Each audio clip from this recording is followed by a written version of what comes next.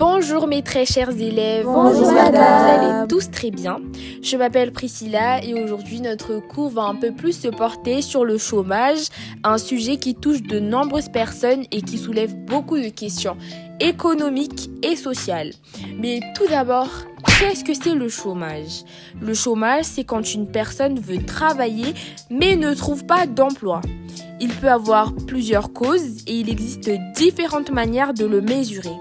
On parlera aussi du rôle de l'État qui met en place des politiques pour aider les personnes au chômage et améliorer le marché du travail.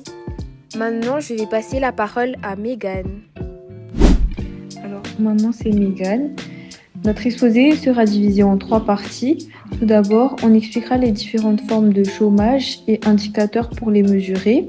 Ensuite, on parlera du fonctionnement du marché du travail, comment se rencontre l'offre et la demande. Et enfin, on verra ce que fait l'État pour lutter contre le chômage avec les politiques économiques. Pendant notre exposé, on vous posera aussi quelques questions, alors n'hésitez pas à participer. Je laisse la parole à Alizée. Bonjour, je m'appelle Alizée et je vais vous parler des différents types de chômage. Alors, le Bureau international du travail ou le BIT définit un chômeur comme quelqu'un qui n'a pas travaillé la semaine dernière, qui est disponible pour travailler dans les 15 jours et qui cherche activement un emploi. Il est bon à savoir qu'en France, on peut être compté comme chômeur dès l'âge de 15 ans, c'est-à-dire dès qu'on peut commencer à travailler. Maintenant, je vais vous parler des différentes formes de chômage. Il en existe plusieurs.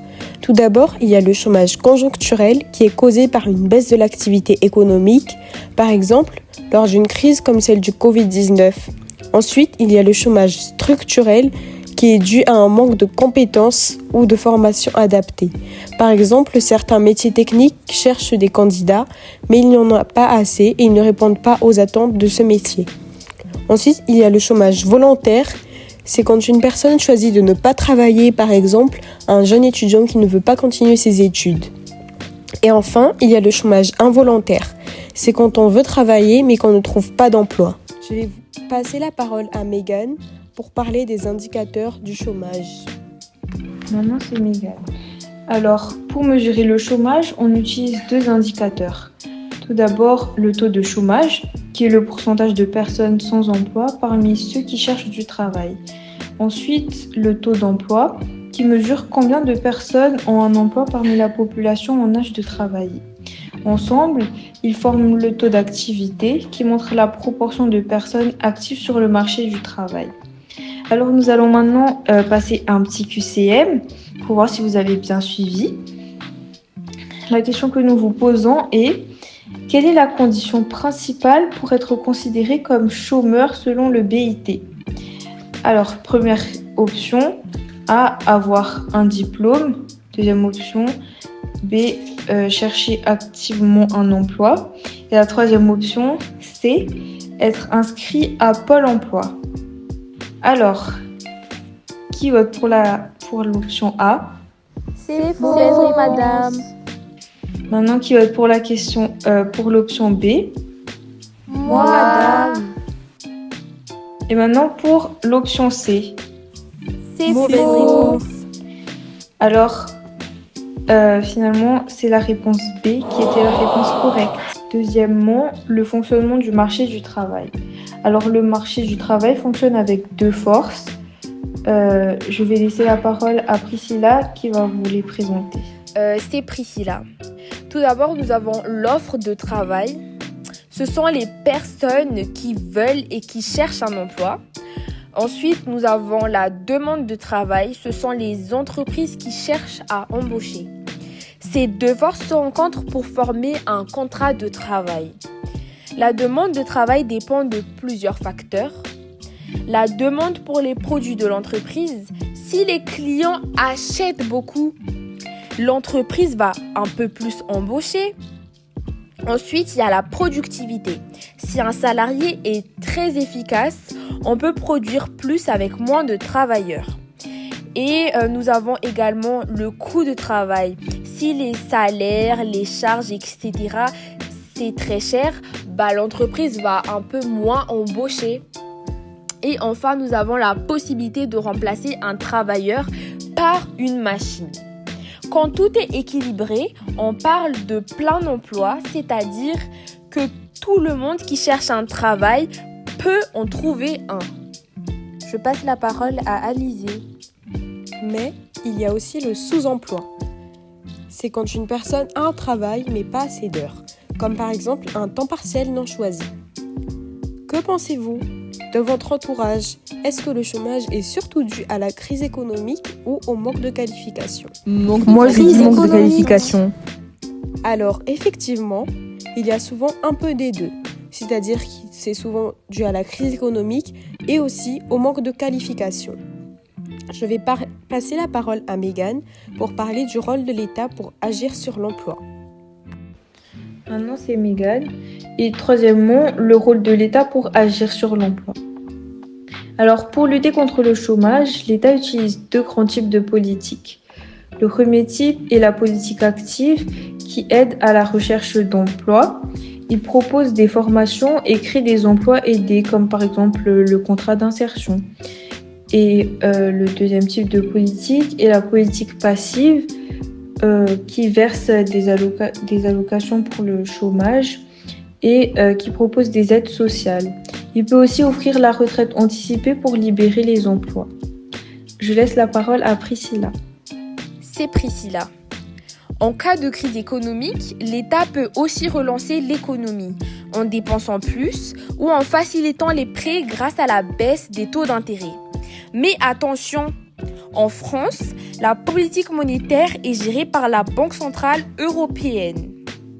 Je passe maintenant la parole à Alizée.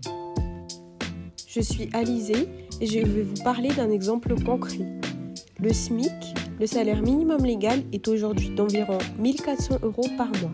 Cela garantit un revenu minimum aux travailleurs, ce qui influence aussi le marché du travail. Alors, quelle est une politique active de l'emploi? L'assurance chômage, l'aide à la recherche d'emploi ou alors la retraite anticipée? B. Bravo, la réponse est B, l'aide à la recherche d'emploi. Alors, c'est Mégane et j'ai une question à poser à toute la classe. Alors, à partir de quel âge peut-on être compté comme chômeur en France?